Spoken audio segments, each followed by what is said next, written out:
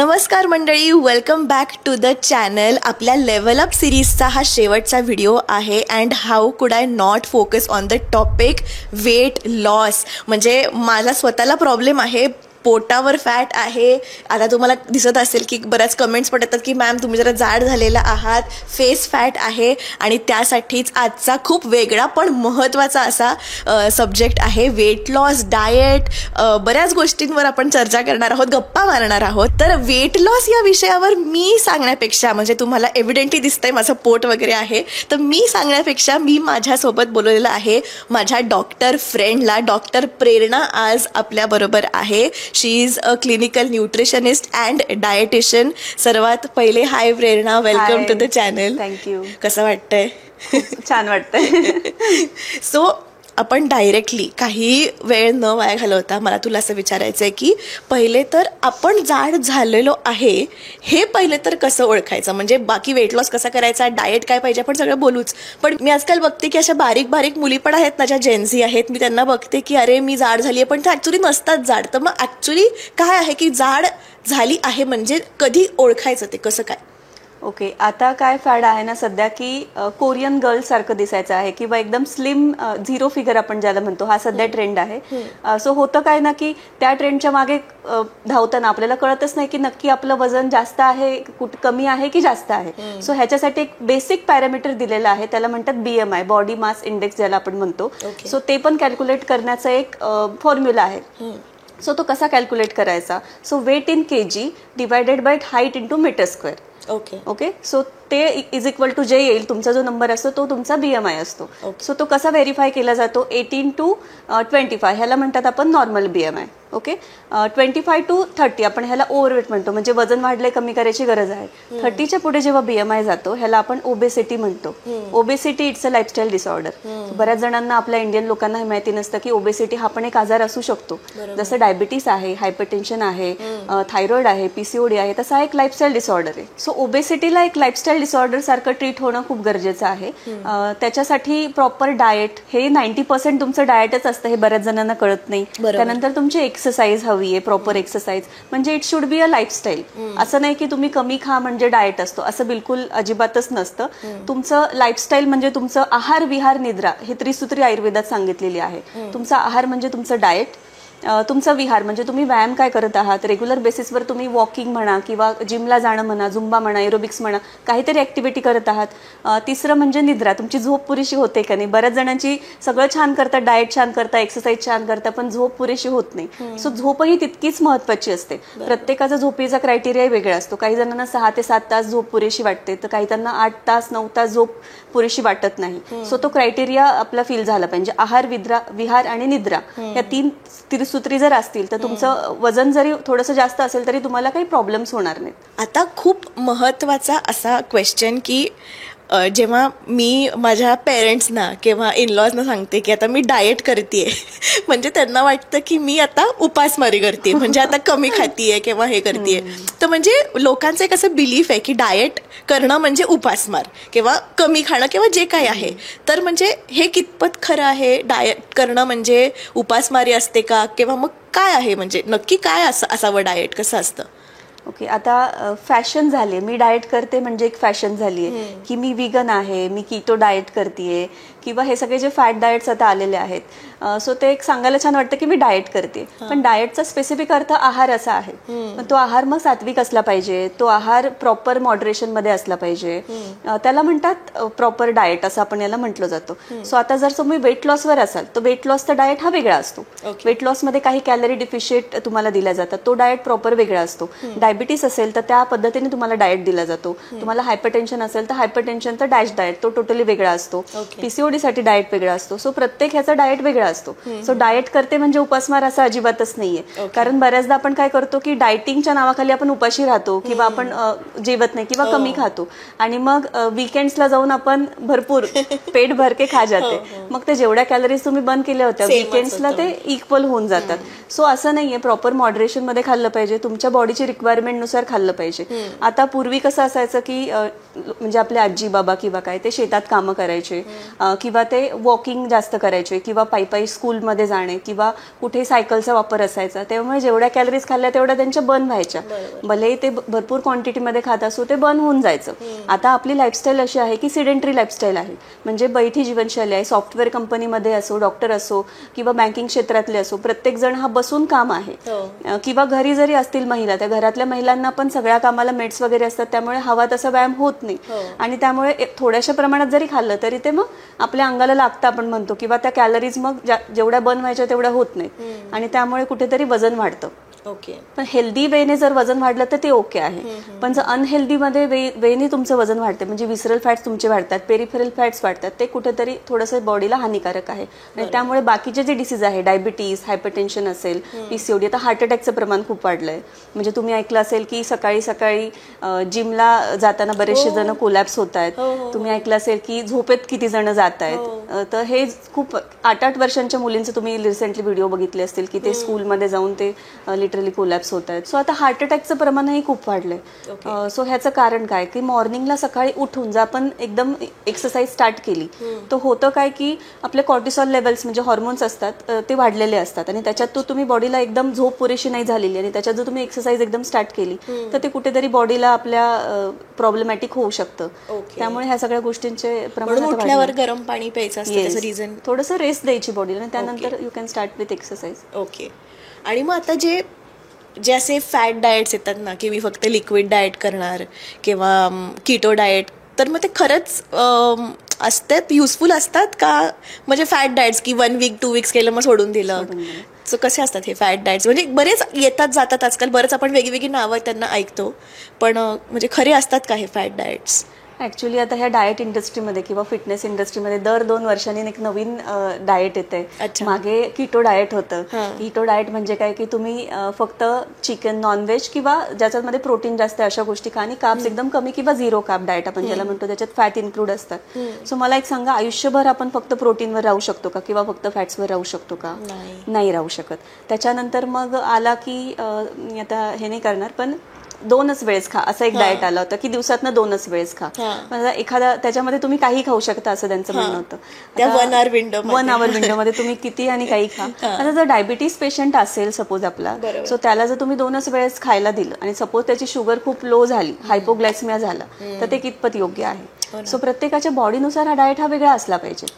त्यानंतर आता रिसेंटली आला तो अँटी इन्फ्लॅमेटरी डाएट की तुमच्या बॉडीमधलं जे इन्फ्लॅमेशन आहे ते कमी करून, ते सध्या आलेलं आहे. आता प्रत्येकाच्या बॉडीमध्ये थोडंसं इन्फ्लॅमेशन हे असतंच. ओके, बरोबर. सो ते रूल आउट करायला पाहिजे की तुमचं बॉडीचं अनालिसिस पूर्ण व्हायला पाहिजे, तुमच्या लॅब टेस्ट व्हायला पाहिजे, त्याच्यामध्ये काय डिफिशियन्सीज आहेत, तुमचं रोजचं रुटीन कसं आहे, तुमची लाईफस्टाईल कशी आहे, सिडेंटरी आहे का, त्याच्यानुसार डाएट हवा. आणि डाएट आणि तुमचा व्यायाम असा हवा की तुम्ही आयुष्यभर फॉलो करू शकाल.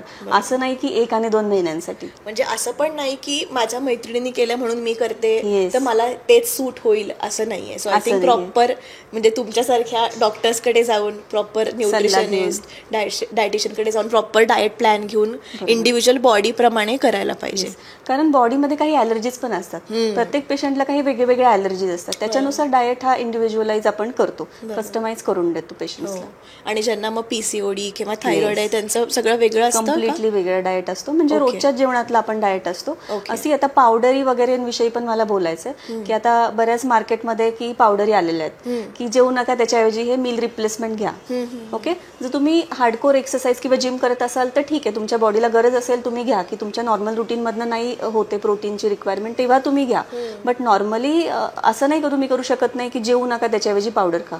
लाईफ टाईम आपण पावडरवर नाही राहू शकत. आता त्याच्यामध्ये केमिकल्स किती आहेत काय आपल्याला हे माहिती नाहीये. त्यामुळे रोजच्या जीवनातला तुमचा डाएट असा पाहिजे की तो इझिली फॉलो करता आला पाहिजे आणि लाईफ टाईम फॉलो करता आला पाहिजे. सेम विथ व्यायाम, की जाऊन जिमला जाणं त्यापेक्षा तुम्ही रोज किती थोडा व्यायाम करू शकता, योगा करू शकता, मेडिटेशन करू शकता, वॉकिंग करू शकता. सो ह्या छोट्या छोट्या गोष्टी जरी फॉलो केल्या ना तरी आपल्याला नक्कीच फायदा होतो. बरोबर. माझी आता एक फ्रेंड आहे जी जिमला वगैरे जाते एकदम कॉन्स्टंटली, म्हणजे आठवड्यातून 4-5 वेळेला एक्सरसाइज वगैरे करते, पण मी जेव्हा तिला बघते ती काहीही खाते, म्हणजे बाहेरचं खाते, स्मूदीज किंवा चॉकलेट्स, आईस्क्रीम, सगळं बाहेरचं.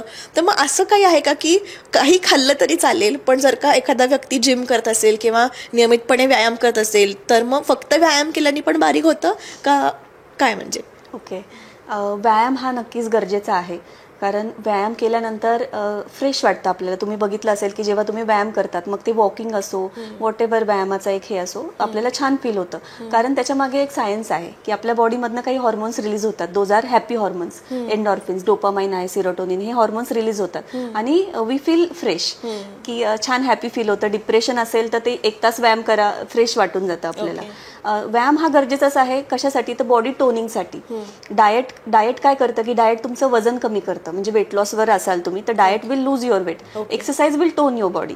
की बॉडीला एक प्रकारचं, काहींचं आता आर्म्स असतात, काहींचं पोट असतं, बेली फॅट असतं, काहींचे थाईज असतात. सो त्याच्यासाठी तुम्हाला पर्टिक्युलर एरियासाठी तुम्हाला एक्सरसाइज गरजेचीच आहे. ओके, पण मग फक्त एक्सरसाइज केला आणि डाएट केलंच नाही? नाही, असं नाही चालत अजिबात. एक्सरसाइज जेवढी गरजेची आहे त्याच्याही पेक्षा डाएट तुमचं खूप इम्पॉर्टंट आहे. सपोज आपण एक्सरसाइज मध्ये काही सर्टन कॅलरीज बर्न करत असो, समजा 400 कॅलरीज आपण बर्न केल्या आणि आपण जाऊन एक बर्गर खाल्लं की जे की 1000 कॅलरीजच्या वरती होतं, किंवा पिझ्झा खाल्ला एखादा, सो ते इक्वल होतं. मग तुमचा काहीही फायदा नाही जो की तुम्ही व्यायाम केला तो सगळ्या पाण्यात गेला, आपण म्हणू शकतो. सो एक्सरसाइज जेवढी इम्पॉर्टंट आहे त्याही पेक्षा डाएट तुमचा इम्पॉर्टंट आहे. त्याच्यामध्ये पण कॅलरी डिफिशियंट डाएट, जेवढ्या कॅलरीज तुम्ही बर्न करत आहात तेवढ्या त्याच्यापेक्षा कमी कॅलरीज तुम्ही कन्झ्युम केल्या पाहिजे. बरोबर. आणि ते आय थिंक सगळ्यांच्या बॉडीच्या बीएमआर नुसार कळतं ना, म्हणजे हाईट आणि वेटच्या नुसार इंडिव्हिज्युअल बॉडीला किती आता तुम्ही कॅलरी खाल्ले पाहिजे ते होतं. म्हणजे मेटाबॉलिक रेट एक नावाचा एक प्रकार तुम्ही ऐकला असेल. What is metabolic rate? तुम्ही ऐकलं असेल की काहींनी हवा खाल्ली तरी वजन वाढतं आणि काहींनी खूप क्वांटिटीमध्ये खातात, आहार भरपूर असतो तरीही त्यांचं वजन काही केल्या वाढत नाही. तुम्ही बघितलं असेल ते अगदी बारीकच लीनच राहतात. सो याला म्हणतात मेटाबॉलिक रेट. सो हा प्रत्येकाचा वेगळा असतो मेटाबॉलिक रेट. सो त्याच्यानुसार तुमचं डाएट कसं असेल हे पण ठरवलं जातं. अच्छा, म्हणजे हो, माझे 2 फ्रेंड्स आहेत, ते सगळं खातात आणि ते अजिबातच जाड होत नाहीत, ते बारीकच राहतात. पण तसं माझं नाही. हो ना, मी जरा काही खाल्लं तर लगेच दिसूनच येतं.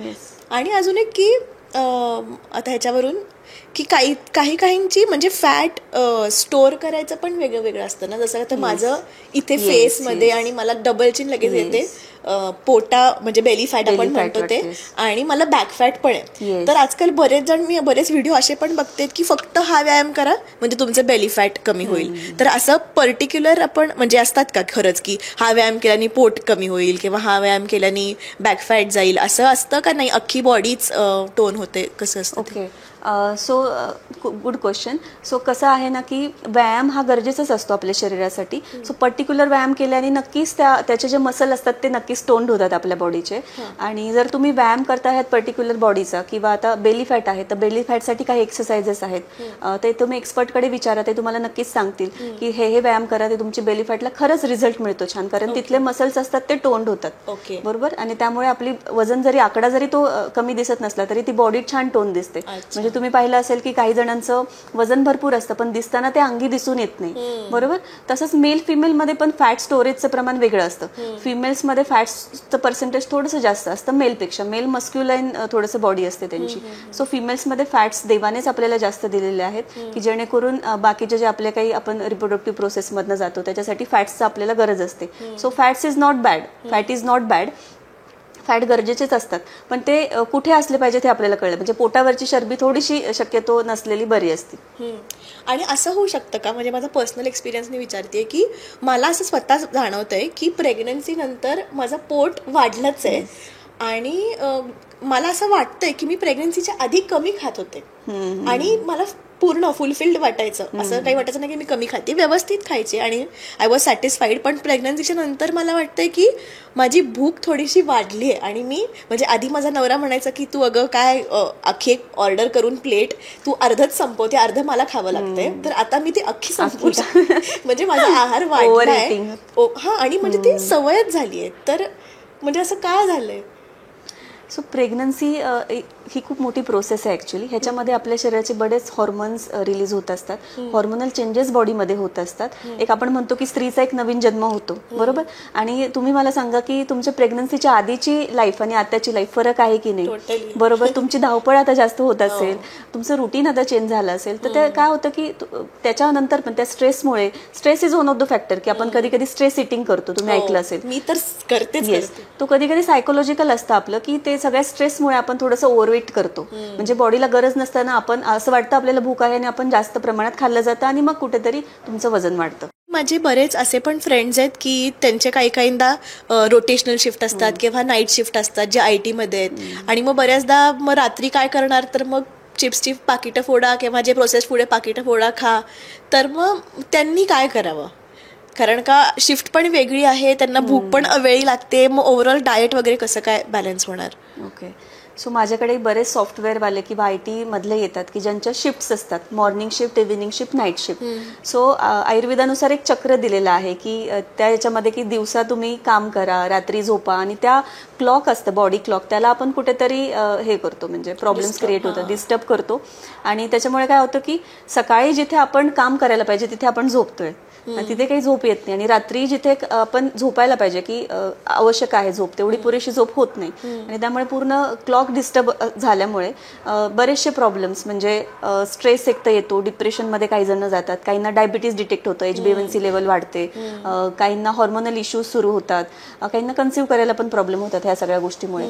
सो हे काय होतं ना की रात्री तुमची शिफ्ट 10ला सुरू होत असेल तर तुम्हाला ऑब्व्हियसली भूक लागते, काहीतरी खायची इच्छा होते. सो तिथे तुम्ही हेल्दी ऑप्शन चूज करू शकतात की चिप्सचे पॅकेट फोडण्यापेक्षा, आता चिप्सचं पॅकेट जर तुम्ही बघितलं तर ते ह्याच्यामध्ये असतं, म्हणजे तळलेलं असतं, फ्राईड आयटम्स असतात. सो त्याच्यापेक्षा तुम्ही रोस्टेड मखाना घेऊ शकतात, तुम्ही फुटाणे म्हणजे रोस्टेड चना घेऊ शकतात की ज्याच्यामधनं प्रोटीन पण तुम्हाला मिळेल. तुम्हाला झोप नसेल येत तर तुम्ही म्हणजे गोड कॉफी घेण्यापेक्षा तुम्ही ब्लॅक कॉफी घेऊ शकतात, म्हणजे तुमच्या कॅलरी तिथे बॅलन्स होतील किंवा अननेसेसरी तुमच्या कॅलरीज जाणार नाही. ओके. आणि कोणीतरी डाएट जर फॉलो करत असेल तर डाएट फॉलो करताना कोणत्या चुका अवॉइड करायला पाहिजे, म्हणजे mistakes to avoid? Okay. So diet करताना सगळ्यात इम्पॉर्टंट आहे तुमचा टायमिंग. तुम्ही कुठल्या टाइमला जेवत आहात हे खूप इम्पॉर्टंट आहेत, आणि काय खात आहात हेही तितकंच इम्पॉर्टंट आहेत.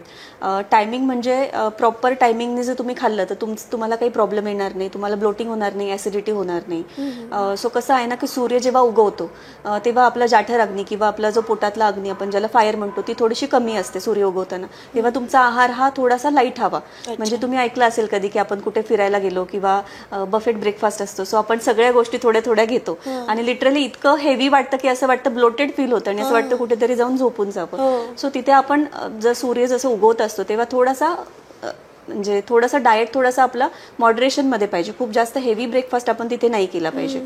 त्याच्यानंतर जेव्हा लंच आपण जो म्हणतो लंच टाइम आहे तो पण साधारण 12-1, जेव्हा सूर्य आपल्या डोक्यावर असतो, जो जठरग्नी असतो तो तीक्ष्ण असतो. सो तेव्हा तुम्ही मोठ्या क्वांटिटीमध्ये खाल्लं किंवा जास्त क्वांटिटीमध्ये खाल्लं तर ते पचून जातं, आपलं डायजेस्ट होऊन जातं. सो तेव्हा तुम्ही जास्त क्वांटिटीमध्ये किंवा मॉडरेशनमध्ये तुम्ही खाऊ शकतात. आणि जसं जैन लोक करतात की सूर्यास्ताच्या आधी थोडासा आहार घेतात हलका, तो सूर्यास्ताच्या वेळेस थोडंसं म्हणजे 7 ते 7:30 दरम्यान तुम्ही तुमचा डिनर असला पाहिजे, जो की थोडासा हलका असला पाहिजे ऍज कम्पेअर टू तुमचा लंच. ओके. म्हणजे लहानपणी स्कूलमध्ये जे शिकवतात की ईट ब्रेकफास्ट लाईक किंग, ते नसायला पाहिजे. अरे बापरे. ओके. हे आज मी नवीन शिकलेली आहे. हा एक खूप क्वेश्चन महत्वाचा मी लिहूनच ठेवला होता की वजन कमी करताना अडथळे जे येतात जसं की क्रेविंग किंवा आपण म्हणतो चीट मील्स, आणि माझं स्वतःचं क्रेविंग किंवा तुमचं पण असेल काही जणांचं की गोड खाणं खूप आवडतं आणि ते जरा खाल्लं की ते वजन काटा जो असा वाढत जातो, तर काय करावं या क्रेविंगसाठी? ओके. तर तुम्हाला क्रेविंग्स होत आहेत, कधी कधी फक्त सायकोलॉजिकल क्रेविंग्स पण असतात. म्हणजे की काही स्ट्रेस आला तर काहीतरी गोड खायचं, किंवा आपण बघितलं असेल की मुलींमध्ये स्पेशली की पिरियड्सच्या आधी थोडंसं गोड खायची क्रेविंग किंवा ड्युरिंग पिरियड्स गोड खायची क्रेविंग्स होते. सो इट्स ओके की तुम्ही गोड खा, पण तुम्ही काय गोड खातात ते पण इम्पॉर्टंट आहे. तुम्ही जर एक बकेट भरून कप भरून आईस्क्रीम खात असाल तर दॅट इज गोन अफेक्ट युअर बॉडी. पण तुम्ही जर गोडची क्रेविंग खाताल तिथे तुम्ही चांगले ऑप्शन चूज कराल, हेल्दी ऑप्शन, तर तुम्हाला काही प्रॉब्लेम होत नाही. जसं की तुम्ही खजूर डेट्स खाऊ शकतात, तुम्ही डार्क चॉकलेट्स खाऊ शकतात तिथे. तिथे तुम्ही अंजीर म्हणजे फिग खाऊ शकतात. सो ह्या हेल्दी गोष्टी तुम्ही गोडमध्ये खाऊ शकतात. पण जर तुम्हाला खायचंच असेल, आईस्क्रीम सपोज तुम्हाला खायचंच असेल, तर जिथे तुम्ही 2 स्कूप खाणार आहात तिथे 1 स्कूप खा. बरोबर. सो हे अशा कॅलरीज कॅल्क्युलेट करणं किंवा अशा कॅलरीज मॅनेज करणं जमलं पाहिजे की तुम्ही खा, सगळं खा. अगदी आता सीझनल जे फ्रुट्स आहेत ते सगळे खा. जसं मँगो आहे, मँगो सीझन वर्षातनं एकदाच येतो. सो मँगोही खा, पण तो मॉडरेशनमध्ये खा. किंवा मँगो तुम्ही कसा खाताय, की नॉर्मल तुम्ही चिरून मँगो खाल्ला तर काही प्रॉब्लेम नाही, पण तुम्ही आमरस खाताय, 4-4 वाट्या खातायत, तर मग ते थोडंसं वजन वाढवण्याकडे कल जातो त्याचं. राईट. आणि म्हणजे बऱ्याचदा म्हणजे स्ट्रेस इटिंग सारखं हे सायकोलॉजिकल आहे, मला आता क्रेविंग झालंय. किंवा काही डिफिशियन्सी जर बॉडीमध्ये असेल तरी पण तुम्हाला क्रेविंग होऊ शकते. सो ते रूल आउट करणं गरजेचं आहे की नक्की काय डिफिशियन्सी. विटॅमिनची डिफिशियन्सी असल्यामुळे पण कधी कधी क्रेविंग्स होतात. हो. येस. ओके. हे नव्हतं माहिती. म्हणजे कुठलं पण विटॅमिन डी कमी असेल किंवा विटॅमिन डी, सी आहे, B12 विटॅमिन डिफिशियन्सीमुळे होऊ शकते. सो ह्या गोष्टींमुळे पण ते रूल आउट करणं गरजेचं आहे. त्याच्यासाठी प्रॉपर ब्लड चेकअप करणं गरजेचं आहे वर्षातनं एकदा प्रत्येकाने. राईट. म्हणजे नियमित टेस्ट. राईट. आता वजन कमी करायचंय, ठरवलंय की वजन कमी करायचंय, तर आधी काही मानसिक तयारी करावी का, की म्हणजे मानसिक तयारी करणं गरजेचं आहे का? कारण का बऱ्याचदा असं होतं की काय 1-2 दिवस केलं सोडून दिलं, तर काय करायला पाहिजे? सो बरेचसे लोक माझ्याकडे पण क्लायंट येतात की मॅम माझं पुढच्या महिन्यात लग्न आहे, सो किंवा माझं काहीतरी फंक्शन आहे किंवा कॉलेजमध्ये गॅदरिंग आहे, सो मला आता 10 किलो वजन कमी करून द्या एका महिन्यात. सो मी ते त्यांना सांगते की असं पॉसिबलच नाहीये. सो वजन कमी करणं हे काही फॅड नाहीये. तुमचं वजन जास्त असेल तर तुम्ही ते रूल आउट करा आणि त्याच्यावर प्रॉपर तुम्ही गायडन्स घेऊन त्याचा डाएटचा सल्ला घेऊन मग तुम्ही डाएट करा. पण ते जेवढं तुम्ही फास्ट वेट लॉसच्या मागे लागता ना तेवढं ते बाउन्स बॅक होतं. म्हणजे सपोज तुम्ही एका महिन्यात केलं 10-15 किलो वजन कमी, बरोबर, असे बरेचसे तुम्ही ऐकत असाल आता की एका महिन्यात 15 दिवसात 15 किलो कमी करून द्या, असं आता सध्या खूप फॅड आलेले आहेत. पण जेवढं तुम्ही फास्ट वेट लॉस कराल ना तेवढं ते बाउन्स बॅक होतं, म्हणजे ते दुपटीने वाढतं. आणि जेवढं आपण स्लो वेट लॉसला जाऊ आणि नॉर्मल रुटीन मधनच करू तेवढं ते सस्टेनेबल राहतं. सो डाएट हा असा नसावा की म्हणजे मानसिकरित्या असं नसावं की मी फक्त 1 महिन्यासाठी डाएट करते आणि नंतर मी डाएट नाही करणार, सब कुछ खाऊ. येस. सो तसं नसलं पाहिजे की डाएट एक तर मानसिकरित्या आपण हे असलं पाहिजे. इट इज अ लाईफस्टाईल की तुम्ही हे 1-2 महिन्यासाठी नाही करत आहे. It should be a lifestyle. Diet करणे म्हणजे उपाशी नाही राहणं हे तर आपल्याला समजलंच आहे की. सो ज्या काही हेल्दी हॅबिट्स आहेत त्या आपण अडॅप्ट केल्या पाहिजेत, बरोबर. त्याच्यामध्ये नॉर्मल तुमचं लाईफस्टाईल असेल ते चेंज केलं पाहिजे. तुमचं रेग्युलर व्यायाम, आता जिमला तुम्ही रेग्युलर नाही जाऊ शकत आहे, बरोबर, पण तुम्ही वॉकिंग रोज करू शकतात. तो 45 मिनिटचा ब्रिस्क वॉक तरी तुम्ही ऍटलिस्ट केला पाहिजे तेवढा तरी. खाण्यामध्ये छोट्या छोट्या गोष्टींचं तुम्ही मॉडरेशन मध्ये खाल्लं पाहिजे. म्हणजे खाण्यामध्ये काय आपल्याला डाएट करता येईल तर प्रॉपर जे काही आहेत मायक्रो न्यूट्रिएंट्स आहेत त्याच्यामध्ये तुमचं फायबर आलं, सॅलड तुम्ही खाल्लं पाहिजे, प्रोटीनचा काहीतरी एक सोर्स असला पाहिजे. त्याच्यामध्ये कार्ब्स, जर तुम्ही वेट लॉसवर असाल तर थोडासा लो कार्ब्स असायला पाहिजे. तुमचं त्याच्यामध्ये प्रोबायोटिक्स म्हणजे त्याच्यात कर्ड आलं, दही आलं, ताक आलं, ह्या गोष्टी तुमच्या रोजच्या आहारात असल्या पाहिजे. तुमचं B12 साठी मग नॉनव्हेज आहे का थोडंसं आहारामध्ये. जे लोक नॉनव्हेज नाही खाते काही हरकत नाही, बाकीच्या सगळ्या गोष्टींमधनं आपल्याला मिळून जात्या गोष्टी. सो फायबर आलं, तुमचं प्रोटीन आलं, तुमचं कार्ब्स आले, मिनरल्स आले, न्यूट्रिएंट आले, तर ह्या सगळ्या गोष्टी तुमच्या जर आहारात असतील तर तुम्हाला पुढे जाऊन म्हणजे असं मी 1 महिना डाएट करते नंतर नाही करते असं गरज वाटणार नाही. बरोबर. म्हणजे आता असं झालेलं आहे, मी असं वाचलं पण होतं की आता तुम्ही सांगितलं तर नेहमीच्या आपल्या गोष्टी, असं फार काही वेगळं नाहीये, पण आपण इतकं विसरलोय या गोष्टी, कारण का बाहेरचं खाणं इतकं होतंय, पिझ्झा, बर्गर, झोमॅटो केलं, स्विगी केलं, आपण लगेच घर बसल्या खातोय, की आपण जेव्हा ऍक्च्युली या गोष्टी खायला लागतो, हेल्दी फूड, त्याला आता लोक डाएट म्हणतायत. हे खरं आपलं फूड आहे आणि जंक फूड इतकं कॅज्युअल होऊन गेलेलं आहे. सो बेसिकली सगळ्या आहारातलंच आपल्याला करायचंय, पण आपल्या कॅलरीनुसार आणि बॉडीनुसार वेट लॉस पाहिजे असेल तर. बरोबर. आता पॅकेज फूड आपण बद्दल बोलूया. तर पॅकेज फूड आपण बघितलं असेल की आता सर्रास आपण पॅकेज फूडकडे घेतो. म्हणजे इव्हन लहान मुलांना आपण कुरकुरे, लेचचे पाकिट हातात देतोय. सो ते पॅकेज फूड काय असतं ना, what is package food. So जे कंपनीमधनं, फॅक्टरीमधनं येतं ते पॅकेज फूड. आता सपोज मी ह्या रूममध्ये एखादा टोमॅटो किंवा एखादा ऍपल ठेवला, 3-4 दिवसांनी काय होईल, इट विल गेट रोटन, तो खराब होऊन जाईल, मायक्रो ऑर्गॅनिझम्स येऊन त्याला खाऊन टाकतील, बरोबर. आता काय होतं ना की जे ऍपल आहे तुमचं ते खराब होतं, मायक्रो ऑर्गॅनिझम त्याला खाऊन टाकतात, म्हणजे त्याच्यात फंगल फॉर्मेशन होतं, म्हणजे इट इज गुड. आता तेच तुम्ही इथे बिस्किटचा पुडा ठेवा किंवा केचपचं तुम्ही पॅकेट ठेवा, ते वर्षानुवर्ष तसंच राहील. It will not affect. का? कधी विचार केलाय? नाही. Because of preservative. त्याच्यामध्ये केमिकल्स असतात, काही प्रिझर्वेटिव्ह असतात की जे की त्याची शेल्फ लाईफ वाढवतात. सो हे जे काही प्रिझर्वेटिव्ह असतात ना ते आपल्या बॉडीसाठी चांगले नसतात.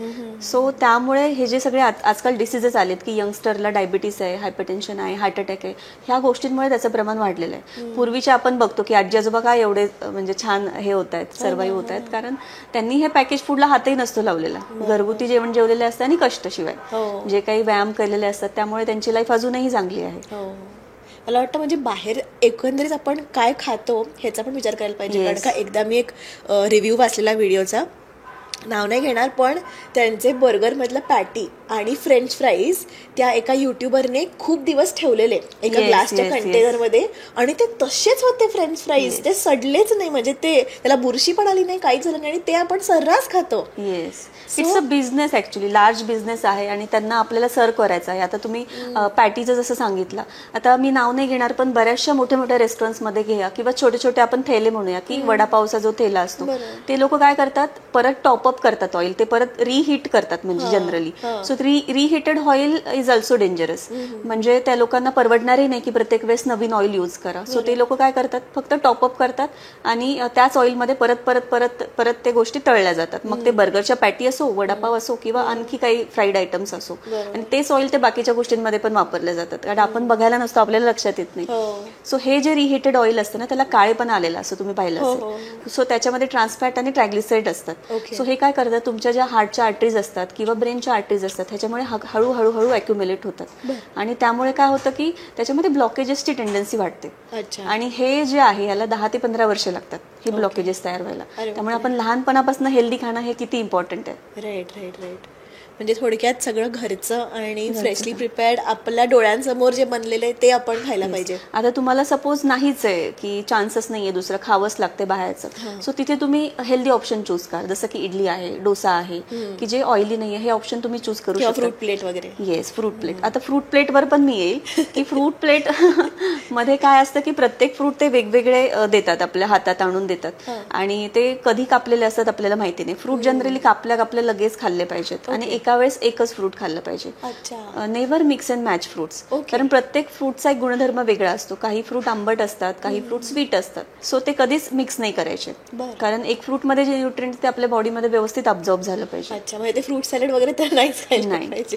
ते म्हणजे कस्टर्ड तर गोडच झालं, पण ते देतात ना कस्टर्ड त्याच्यासोबत फ्रूट सॅलडच कस्टर्ड घालून, तर तसं तर नाहीच खायला पाहिजे. आता एकदम तुम्ही म्हणाल की काहीच खायचं असं तर काही होत नाही, कधीतरी आपल्याला खायलाच लागतं. सो कधीतरी ठीक आहे, ऑप्शन नाहीये, तुम्ही कमी क्वांटिटीमध्ये खाताय तर ठीक आहे. पण काही जणांना असतं की रोज जेवण झाल्यावर मला आईस्क्रीम पाहिजे किंवा रोज जेवण झाल्यावर मला कस्टर्ड पाहिजे, तसं नकोय, की डेली बेसिसवर नको. किंवा आता सध्या कल्चरच निघाले की विकेंडला आहेच बाहेरचं junk food. So junk food पण तुम्ही खा, पण त्याच्यात पण हेल्दी ऑप्शन चूज करा. बरोबर. सो आता ज्यांना वेट कमी करायचंय त्यांच्यासाठी काही अशा special tips, weight loss tips काही सांगू शकतेस का? येस. सो वेट लॉस जर्नीवर जर तुम्ही असाल तर सगळ्यात पहिल्यांदा रिफाईंड फ्लोअर म्हणजे मैदा ज्याला आपण म्हणतो, त्याचे प्रोडक्ट्स आपण थोडेसे अवॉइड करायला हवे, कारण मैद्यामध्ये ग्लुटन असतं. सो असे प्रोडक्ट्स उठले की पाव, ब्रेड, खारी, बिस्किट, केक असेल, पेस्ट्री असेल, म्हणजे थोडक्यात बेकरी प्रोडक्ट्स अवॉइड करायला पाहिजे. देन तुमचं जे आहे जंक फूड, मी जसं सांगितलं, पिझ्झा असेल, बर्गर असेल, वडापाव, समोसा, ह्या गोष्टी थोड्याशा अवॉइड केल्या पाहिजे. ऑइलचं प्रमाण थोडंसं कमी असायला पाहिजे. ऑइलमध्ये पण तुम्ही कोल्ड प्रेस्ड ऑइल यूज कराल तर so that is good for your health. त्याच्यामध्ये विटॅमिन ए, डी, ई आणि के हे थोडेसे इंटॅक्ट राहतात. सो ऑइलचं प्रमाण थोडंसं कमी राहिलेलं बेटर असतं आपल्या हेल्थसाठी. त्यानंतर तुमचं फायबर इंटेक असला पाहिजे चांगला. सगळ्यात इम्पॉर्टंट आहे की तुम्ही फायबर व्यवस्थित घेतला पाहिजे. फायबर म्हणजे तुमच्या हिरव्या पालेभाज्या आल्या त्याच्यात. ग्रेन्समध्ये मग बाजरी, ज्वारी, मिलेट्स ज्याला आपण म्हणतो, नाचणी, ह्याचा समावेश असला पाहिजे. त्याच्यामध्ये फायबर्समध्ये काकडी आलं, गाजर आलं, सॅलड आलं, बीटरूट आलं, हे डेली बेसिसवर असलं पाहिजे. ओके. आता सपोज एखाद्याला काकडी गाजर आवडत नाही असं खायला, तर तुम्ही कोशिंबीर बनवून खाऊ शकता किंवा त्याचा ज्यूस घेऊ शकता, जसं की बीट ज्यूस आहे, बीटरूटचा ज्यूस आहे, किंवा तुम्ही काकडीचं कुकुंबर ज्यूस तुम्ही घेऊ शकतात. किंवा नसेलच, अगदी तेही नसेल करायचं तर तुम्ही त्याचे पराठे वगैरे त्याचे बनवू शकतात, म्हणजे beetroot paratha, cabbage paratha, so ते हे करू शकतात. सो फायबर इंटेक आपला पाहिजे. त्याच्यानंतर मिठाई, स्वीट्स, ह्या गोष्टींचं प्रमाण थोडं कमी पाहिजे किंवा नसेल तरी झालं, कारण मिठाई पण आजकाल चांगल्या प्रतीच्या मिळत नाहीये. ओके. त्यानंतर तुमचं जे पॅकेज फूड आहे, बऱ्याच जणांना फरसाण, शेव असं बऱ्याचदा तोंडात टाकायची, मंचिन करायची सवय असते. सो अगेन ते फरसाण पण एकाच तेलामध्ये तळलेलं असतं, सो ते थोडंसं कमी खाल्लेलं बरं, म्हणजे फ्राईड आयटम्सपासून थोडंसं लांब राहिलेलं बेटर आहे. त्यानंतर मिठाचं प्रमाण, हे पण बऱ्याच जणांना खूप खारट खायची सवय असते, किंवा सरास पॉपकॉर्न, आपण बऱ्याचदा मूवीला जातो तेव्हा एक मोठा हे घेतो, पॉपकॉर्नचा मग घेतो, सो त्याच्यामध्येही बऱ्याच कॅलरी असतात. शिवाय कॉर्नचा ग्लायसेमिक इंडेक्स पण थोडासा जास्त आहे, सो त्यानेही तुमचं वेट गेन होऊ शकतं. सो ह्या गोष्टी की ज्या खारट आहेत, पापड म्हणा, लोणची म्हणा, कधीतरी तुम्ही घ्या, पण रोज आहारात नसल्या पाहिजेत, त्याने पण तुमचं कुठेतरी वजन वाढण्याची शक्यता आहे, वॉटर रिटेन्शन होऊन. त्यानंतर तुमचं डेली बेसिसवर एक्सरसाइज गरजेची आहे. सपोज तुम्हाला नाही वेळ मिळते एक्सरसाइजला, तर तुम्ही ॲटलिस्ट 45 मिनिटचा वॉक करू शकता, आणि एक 15 मिनिटाचं मेडिटेशन पण गरजेचं आहे, की जेणेकरून कुठेतरी तुमचं जे लाईफमध्ये स्ट्रेस असतो तो कमी करायची गरज आहे आता, आणि meditation will help you for that. आणि कधी कधी आपली झोप पुरेशी होत नाही, सो 8-10 तासांची झोप पुरेशी नाही झाली तर तुम्ही 15-20 मिनिटाचं मेडिटेशन करा, की तुम्हाला फ्रेश वाटेल. ओके. मला हे ऐकून आता मोटिवेशन मिळालेलं आहे वेट लॉसचं. मला खूप गरज आहे, त्याच्यामुळे हा व्हिडिओ झाल्यावर मी डॉक्टर प्रेरणाकडून कस्टमाइज प्लॅन देशीलच तुम्हाला, आणि तुम्हाला सुद्धा कस्टमाइज्ड प्लॅन हवा असेल तुम्हाला तुमच्या रुटीनप्रमाणे, तुमच्या लाईफस्टाईलप्रमाणे, सो डॉक्टर प्रेरणा यांचे 2 ठिकाणी क्लिनिक्स आहेत, एक भोसरीला आहे आणि एक पिंपळे सौदागरला आहे. तुम्ही तिकडे पण भेटू शकता, आणि व्हॉट्सॲपचा नंबर असेल किंवा कॉल करायचा नंबर असेल तो मी स्क्रीनवर पण देते आणि खाली डिस्क्रिप्शनमध्ये सुद्धा देत आहे. So thank you so much. Thank you for inviting me. नाही सचिन, आणि गप्पा मारल्या मेन म्हणजे खूप छान वाटलं. हो, खूप छान. ॲक्च्युली माझी क्विकली स्टोरी सांगायची झाली तर मी ॲक्च्युली खूप छानपणे बारीक झाले होते. डॉक्टर प्रेरणाने मला खूप मोटिवेट केलेलं, खूप छान प्लॅन दिला होता, तो मी व्यवस्थित फॉलो केला होता, आणि मी बारीकसुद्धा झालेले, आणि मी ते मेंटेन पण करत होते. पण जसा मी प्रश्नामध्ये विचारलं की ज्यांना क्रेविंग होतात, मी दिवाळीमध्ये इतकं गोड खाल्लंय आणि मग मी थोडंसं परत माझं वेट गेन झालंय, तर आता मी परत एकदा प्लॅन घेऊन परत बॅक टू जे आधीचं माझं वेट होतं ते येणार आहे. सो तुम्ही पण कॉन्टॅक्ट करू शकता. नक्कीच तुम्हाला डॉक्टर प्रेरणा गाईड करतील. Thank you so much. तर मंडळी, आपली लेव्हल अप सिरीज संपलेली आहे. उद्याचा व्हिडिओ नक्की पहा. तुमचे सगळे कमेंट्स मी वाचून दाखवणार आहे. तुम्ही काय काय तुमचे विचार होते, तुम्हाला कसे वाटले व्हिडिओ, आणि तुम्ही जे काही छान छान कमेंट्स केले ते मी सगळे असे पॉपअप करणार आहे. त्याच्यामुळे उद्याचा व्हिडिओ सुद्धा बघायला विसरू नका. त्यामुळे भेटूया next time. See you. Bye bye.